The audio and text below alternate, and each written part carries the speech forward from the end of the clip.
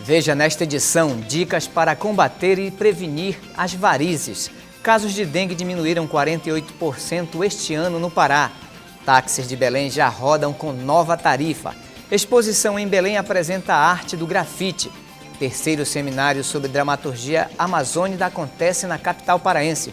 As dicas para o final de semana na agenda cultural e o bate-papo musical com o compositor paraense Dani Lúcio. Nazaré Notícias desta sexta-feira, 18 de maio, já está no ar.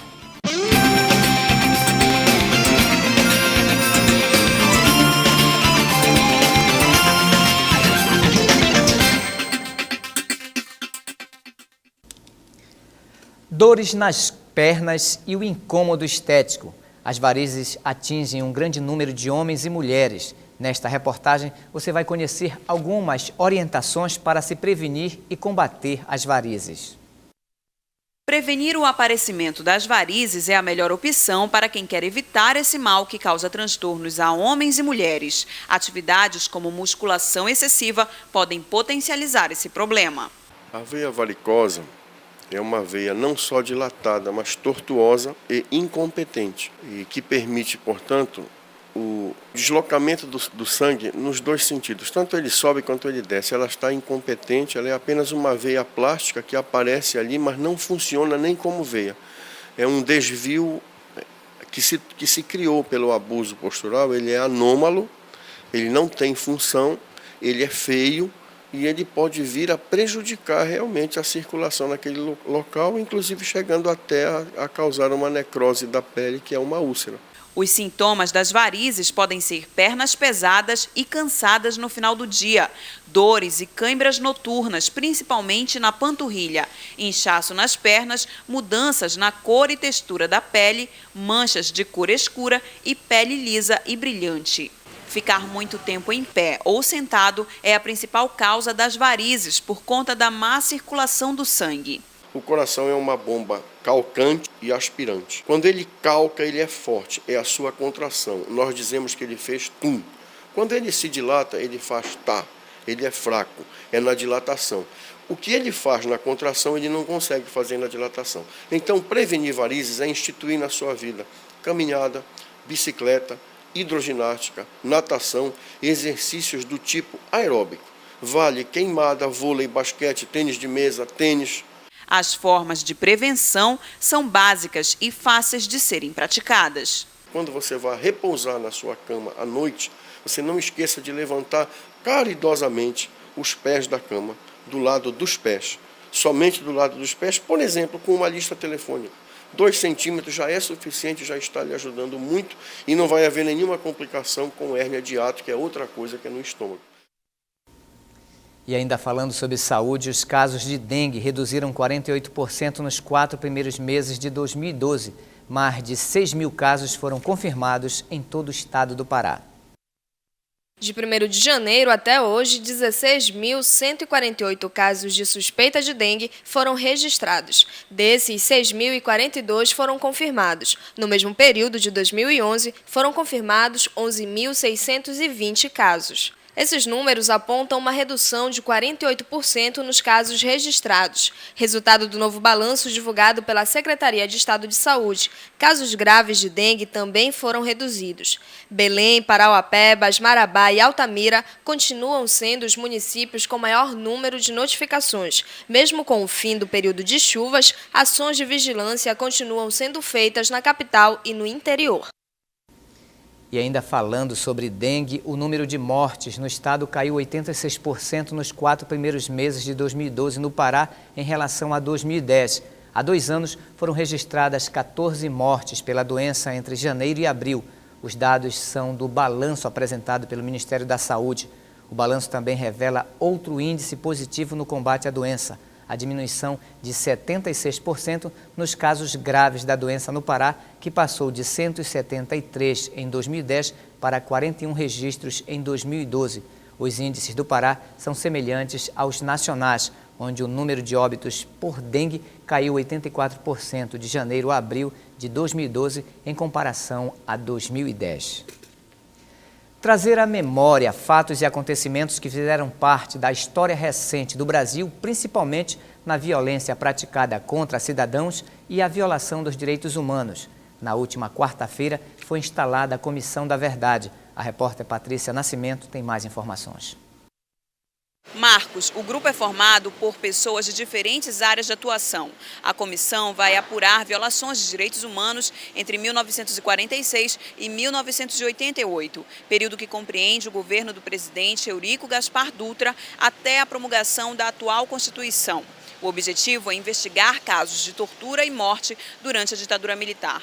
A comissão deverá atuar durante o período de 2 anos e não terá o papel de punir, e sim de trazer à tona documentos e informações perdidas no tempo. Patrícia Nascimento para o Nazaré Notícias. E ainda falando sobre direitos, o módulo Criança e Adolescente do Disque 100 registrou nos primeiros 4 meses de 2012 um aumento de 71% das denúncias de violência de direitos humanos contra menores em relação ao mesmo período do ano passado. Entre janeiro e abril deste ano, foram mais de 34 mil denúncias contra cerca de 20 mil em 2011. 8 em cada 10 vítimas são meninas. O serviço funciona 24 horas durante os 7 dias da semana. De janeiro a março deste ano, foram registradas 4.205 denúncias de violência sexual. De acordo com a Secretaria de Direitos Humanos, a média diária de denúncias aumentou de 84 em 2010 para 103 nos 3 primeiros meses de 2011. São Paulo é o estado com maior incidência de denúncias e a região com maior número de relatos é a Sudeste, seguida da Nordeste, Sul, Centro-Oeste e, por fim, a região Norte. Após quase 3 anos sem reajuste, os táxis de Belém estão com uma nova tarifa. O reajuste no valor das corridas está em vigor desde o início desta semana. Com reajuste de 15,18%, a bandeira 1, que era cobrada R$ 2,19, passou agora para R$ 2,52. Já a bandeira 2 passou de R$ 2,63 para R$ 3,03. Esses valores equivalem ao quilômetro rodado. Até a regularização de todos os taxímetros pelo Imetro, os táxis utilizam tabelas que foram distribuídas pela Companhia de Transportes de Belém. E nesta manhã, a repórter Larissa Cristina foi até uma cooperativa de taxistas na capital paraense para saber sobre a nova tarifa praticada. Marcos, com esse reajuste, a bandeirada, que era de R$ 4,15, passou essa semana para R$ 4,78. O Ricardo Santos já é taxista há mais de 12 anos e vai esclarecer um pouco esse reajuste para a gente. Ricardo, vocês não temem que esse reajuste ele afaste, de certa forma, os passageiros? Não, de certa maneira o consumidor, em geral, já está conscientizado que a inflação média no anual beira em torno de 6% ao ano. O táxi está sem reajuste há 3 anos. Em média, o reajuste dos taxistas acontece a cada 3 anos. Então, ao longo desses 3 anos, se levar em conta uma inflação de 6%, seria 18% de reajuste que o taxista deveria ter.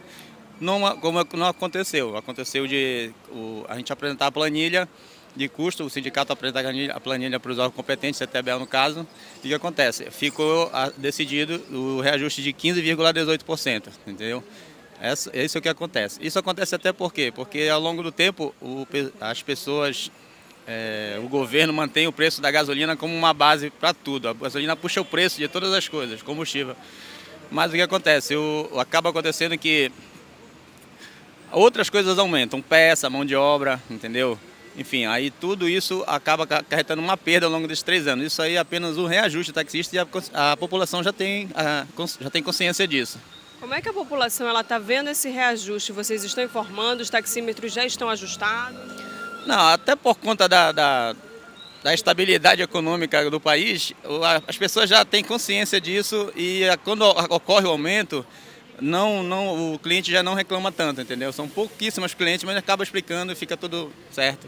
Você acredita, então, que isso não vai, de certa forma, prejudicar o trabalho de vocês? Não acredito, porque o táxi ele acaba sendo, na verdade, uma necessidade. Ninguém pega táxi para passear na cidade, para fazer. E o que acontece é isso, o táxi é sempre uma emergência, alguém está atrasado, alguém vai para um médico, alguém vai para um hospital ou vai para o trabalho e acontece isso. O táxi acaba sendo uma necessidade e as pessoas hoje em dia sabem que esse preço está defasado há muito tempo.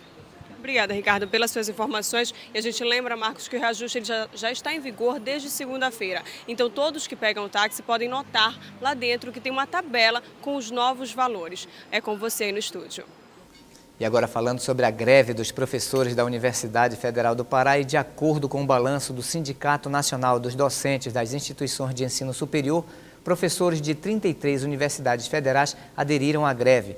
A categoria pede a reestruturação do plano de carreira e melhoria nas condições de trabalho nos novos campi, que foram criados nos últimos anos por meio do Programa de Apoio a Plano de Reestruturação e Expansão das Universidades Federais. O atual plano de carreiras não permite um crescimento satisfatório do professor ao longo da carreira. Assembleias marcadas para o início da próxima semana devem confirmar a adesão de professores de outras instituições à paralisação nacional. O Ministério da Educação informou por meio de nota que reafirma sua confiança no diálogo e no zelo pelo regime de normalidade das atividades dos campos universitários federais. Secretários de Meio Ambiente de 21 capitais divulgaram a Carta Rio pela Sustentabilidade. O documento sugere a criação de fundos financeiros baseados na taxação de produtos e serviços não sustentáveis. Segundo os participantes do encontro, deve existir o princípio do poluidor pagador, quando uma atividade polui e não existem condições de substituí-la imediatamente. É necessário que ela contribua com um percentual que vai para um fundo de sustentabilidade. Você acompanha ainda nesta edição. Exposição em Belém apresenta a arte do grafite. Terceiro seminário sobre dramaturgia amazônica acontece na capital paraense. As dicas para o final de semana na agenda cultural e o bate-papo musical com o compositor paraense Dani Lúcio. As mortes maternas caíram 51% no Brasil de 1990 a 2010, passando de 120 para 56 por 100 mil nascimentos. É o que revela o relatório da Organização Mundial da Saúde, do Fundo das Nações Unidas para a Infância, do Fundo de População das Nações Unidas e do Banco Mundial. Segundo o relatório, 50 países apresentaram resultados positivos para o cumprimento da meta do milênio relacionada à redução da mortalidade materna, entre eles o Brasil. A meta é alcançar a taxa de 35 mortes maternas para cada 100 mil nascidos vivos até 2015. 10 países alcançaram a meta. 14 tiveram progresso insuficiente e 11 não apresentaram nenhum progresso e correm o risco de não cumprir a meta. Em todo o mundo, 287 mil mortes maternas foram registradas em 2010, 47% menos do que em relação a 1990. Apresentar uma manifestação artística como o grafite numa exposição exige sensibilidade e abertura ao novo. Essa é a proposta da mostra Gotas Caem da Rua, que está acontecendo na capital paraense.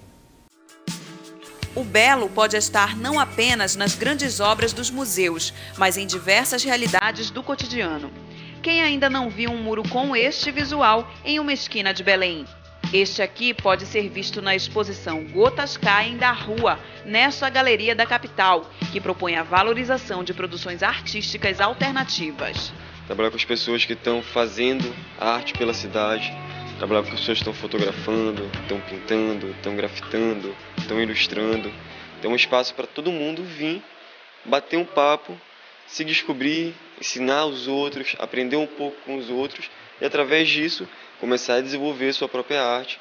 De uma lata de tinta a um vaso de flores, a criatividade aliada à reciclagem. Trazer uma manifestação artística como grafite para dentro de uma galeria requer a sensibilidade de quem vê na rua um espaço infinito de possibilidades.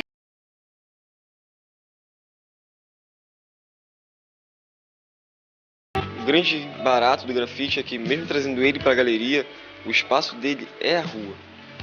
Só que quando a gente traz ele para a galeria, a gente consegue atingir pessoas que não valorizam isso quando aquilo está na rua. O espaço expõe materiais produzidos em diversas linguagens artísticas, desde a reciclagem de reutilizáveis até a produção de brinquedos feitos à mão, com cabaças, que são utilizadas comumente na fabricação de cuias de tacacá.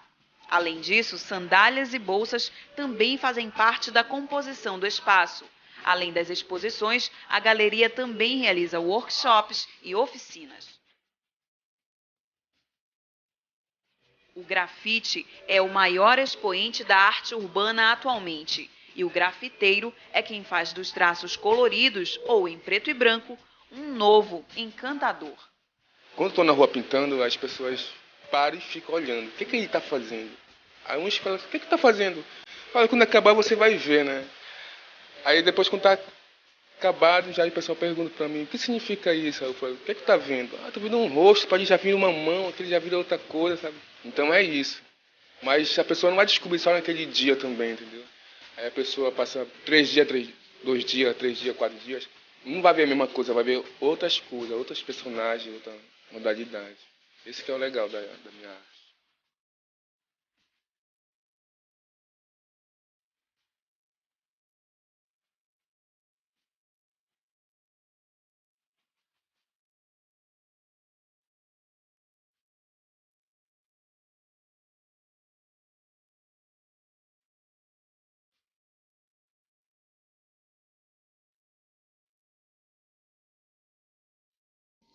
A exposição Gotas Caem da Rua está aberta para visitação na Rua Ode Almeida, número 755, de segunda a sexta, das 9 às 18 horas. No final deste mês, acontecerão oficinas de grafite, toy art e reciclagem. Mais informações pelo telefone 3347-6632. E ainda falando em arte, acontece no Teatro Universitário Cláudio Barradas o 3º seminário sobre dramaturgia amazônica. O evento reúne importantes nomes da dramaturgia brasileira e é aberto ao público paraense.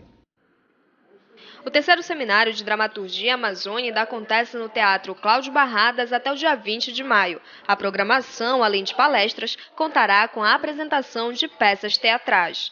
É o encontro dos dramaturgos e dos estudiosos da dramaturgia amazônica. E acho que o objetivo maior é o fortalecimento desse estudo e o compartilhamento desses estudos para com os alunos e a sociedade civil.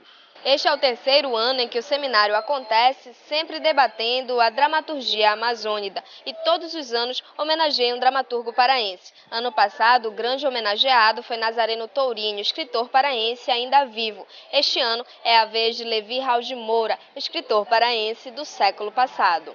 Suas obras todas foram escritas para o jornal, a maioria delas não publicadas, e nós resgatamos a obra deste escritor e trouxemos para a academia para que os nossos alunos e a sociedade civil conheçam a obra, a vida deste dramaturgo e uma forma de homenageá-los. O dramaturgo paraense Raimundo Alberto foi convidado para dar palestras no seminário. Com muitas peças premiadas, o escritor reconhece a importância do folclore para a dramaturgia. O boi bumbá deve ser sempre o boi, deve ser sempre aquela história, mas dentro daquela história pode-se fazer variações. Os pássaros podem ser aquela estrutura também dos pássaros, aquela estrutura básica, mas podem fazer atualizações e podem melhorar também cada vez mais a qualidade.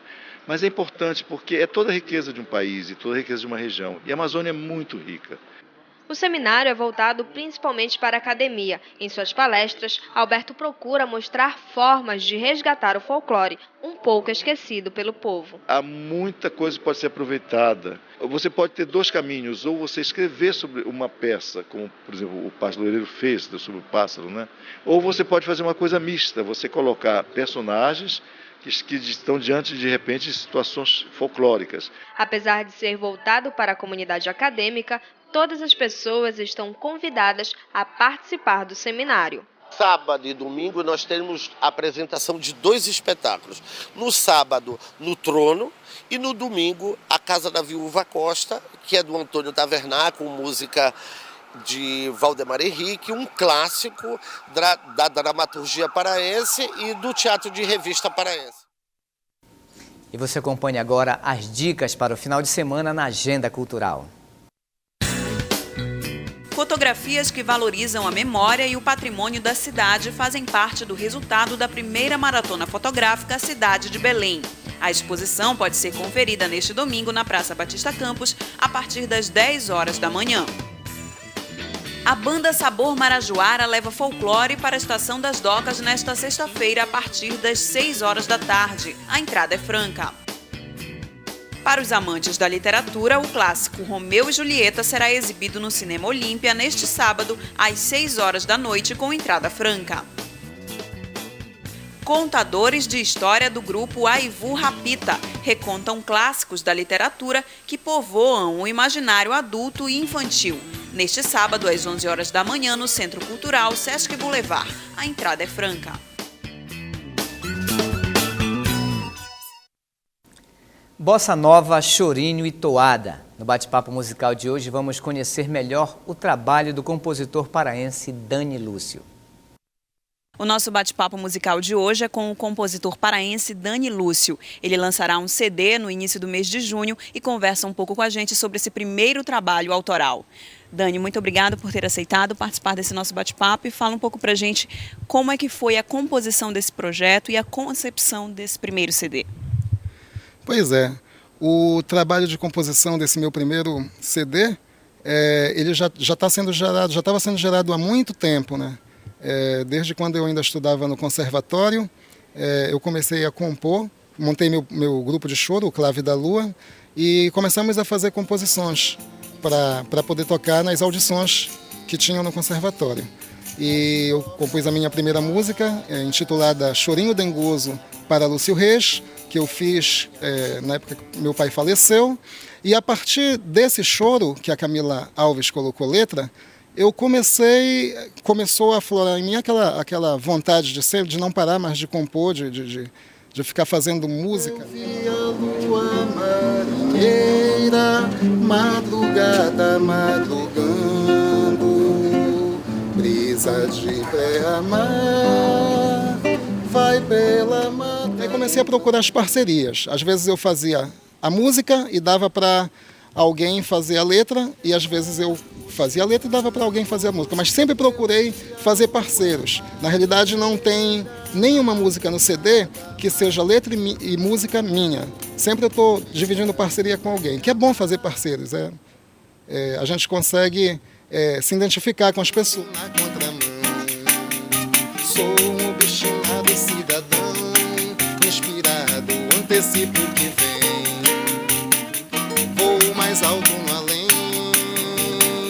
eu sou da hora, meu bem. O Cizinho, que é um dos músicos que fizeram parte da gravação, da composição do CD do Dani Lúcio, né, tá aqui com a gente também. Cizinho, qual é para você a importância de participar desse trabalho, né, o primeiro trabalho autoral de um artista genuinamente paraense?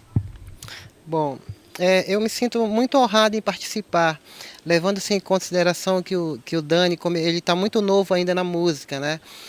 E aflorou muito rápido a parte musical de compor. Ele foi meu aluno no conservatório, se formou em violão clássico.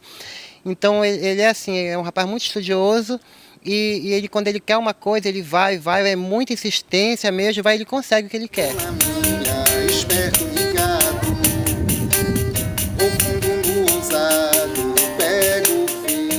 Queria que você falasse um pouco do show, do lançamento do CD e convidasse as pessoas para participarem dos shows e para conhecerem um pouco da tua música também. Dia 30 agora de maio, nós vamos fazer uma apresentação no Castanheira, na área de alimentação, e dia 3 de junho vai ser a minha noite de autógrafos e um pequeno coquetel de lançamento do CD Madrugando, meu primeiro trabalho autoral, que vai se realizar no Sesc Boulevard, que fica bem em frente à Estação das Docas, a partir das 18h30, dia 3 de junho, lançamento oficial do CD Madrugando. Muito obrigada, Dani, por ter aceitado bater esse papo com a gente. E o Nazaré Notícias de hoje fica por aqui. Tenha um ótimo final de semana e até segunda-feira. Trancei as sobras da palha, fogueira e lenha queimando, e eu navegando Arari. Sente saudades no peito, sente teu barco chegando. Eu vi a lua marinheira, madrugada madrugando, brisa de pré-amar, vai pela mata adentrando. lua no céu clareando, fumo de palha na boca, madrugada, madrugando.